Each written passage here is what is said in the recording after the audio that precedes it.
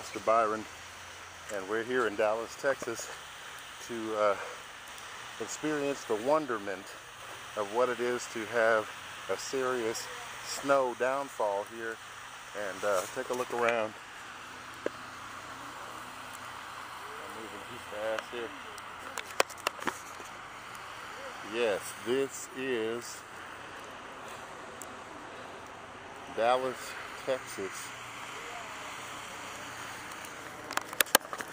I didn't think I was going to have to come out here in this today, but it turns out that I'm going to have to go do some grocery shopping because it ain't nothing up in the cupboards.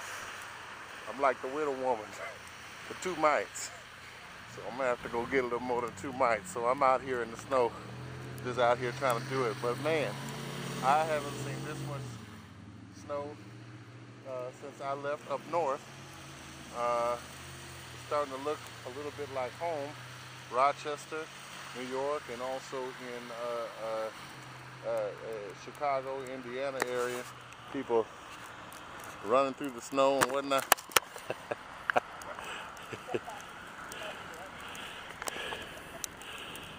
Got a bit of a snow fight here.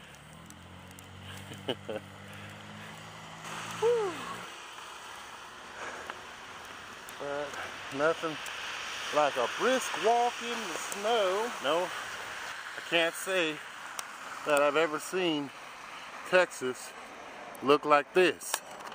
This is Dallas, Texas. Well, it looks like we are being true to forecast. And they said we were going to get about 3 to 5 inches of snow. It looks like we have past that. Actually, now they're talking about this may go on for about another 8 or 9 hours, so we probably are going to get quite a bit more of that if that's true. So yeah, all of this going on right now causes me to ask some questions. I remember when I started rebuilding my relationship with God, and I was asking myself so many questions about how the things that were going on in my life were related to my spiritual walk.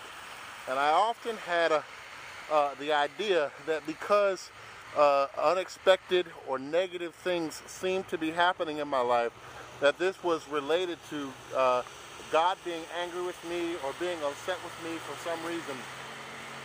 And compounding that with many of the negative voices and things that were being preached to me so often,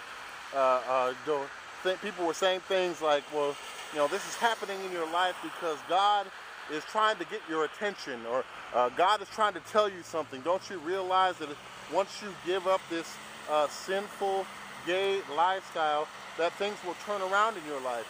And as I developed in my relationship with God, I have learned that even in being obedient to God, that doesn't mean that everything is going to go right in my life.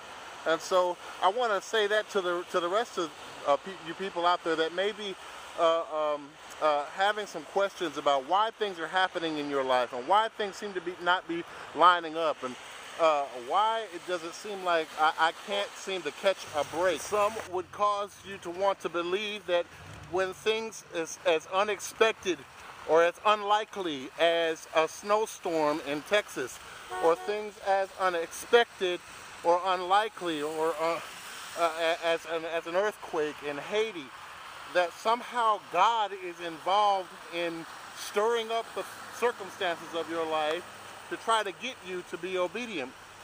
But we also have countless examples in Scripture of individuals who were obedient to God, but also experienced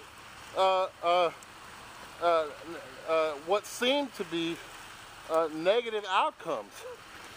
So it's not just I would say that the circumstances of your life are not a barometer for the fact or the idea of whether one is in or out of the will of God.